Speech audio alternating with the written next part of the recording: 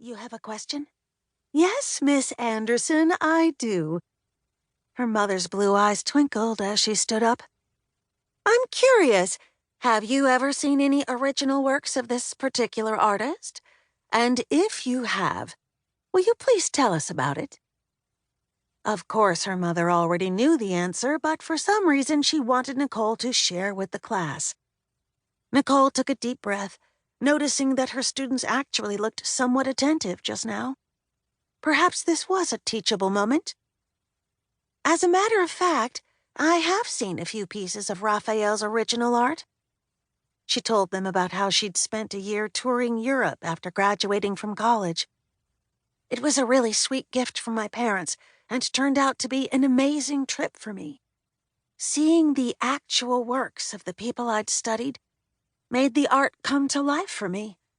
When I walked past the pond where Paul Gauguin had done the lily pad painting, I could almost feel his presence. She told them about visiting the Louvre and some of the Renaissance works there. To her pleasant surprise, most of her students perked up, and some of them actually seemed to be listening with genuine interest. She continued to tell them about Florence, Italy, pointing out how Raphael and some of his contemporaries lived there. You can imagine how it would inspire them to be living around other artists, exchanging ideas, and... She was cut off by the bell, signaling that her last class and the school day had ended. That's all for today, she called out as the students gathered backpacks and things, making a mass exodus. A girl named Alyssa paused by the door. That's pretty cool, Miss Anderson.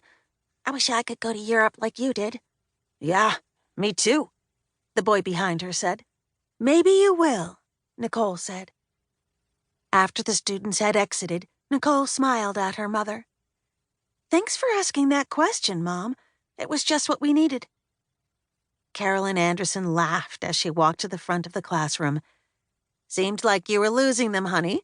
I figured a little maternal prodding couldn't hurt. Well, I've never been particularly fond of the Renaissance period. Nicole shut down the program on her computer and turned off the projector.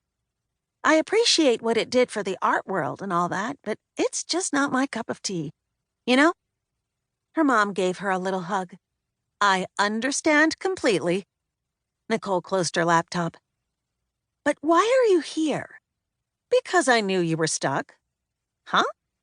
Nicole frowned. How could you possibly... I meant stuck in general, Nikki. What do you mean? Stuck how?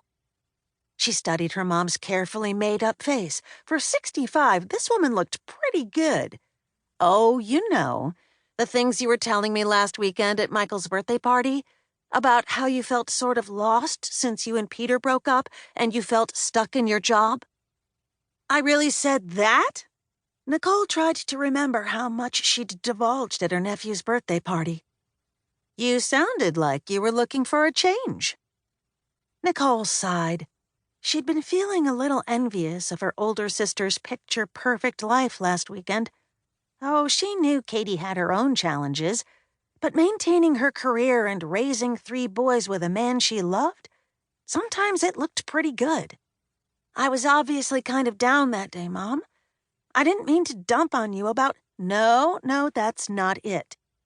It's just that I have something exciting to tell you, and since you're all done with classes today, why don't you let me take you out for a cup of coffee? She waved her hand like a fan. Or maybe something icy. Good grief, it's like a sauna in here. How can you stand it? Even with all these windows, it gets pretty stuffy in here, especially this time of year, and this building doesn't have air conditioning. Nicole wondered why she felt so defensive about her sauna. It has been unseasonably warm for Seattle this week, her mom offered. Anyway, I'd be happy to escape for a while.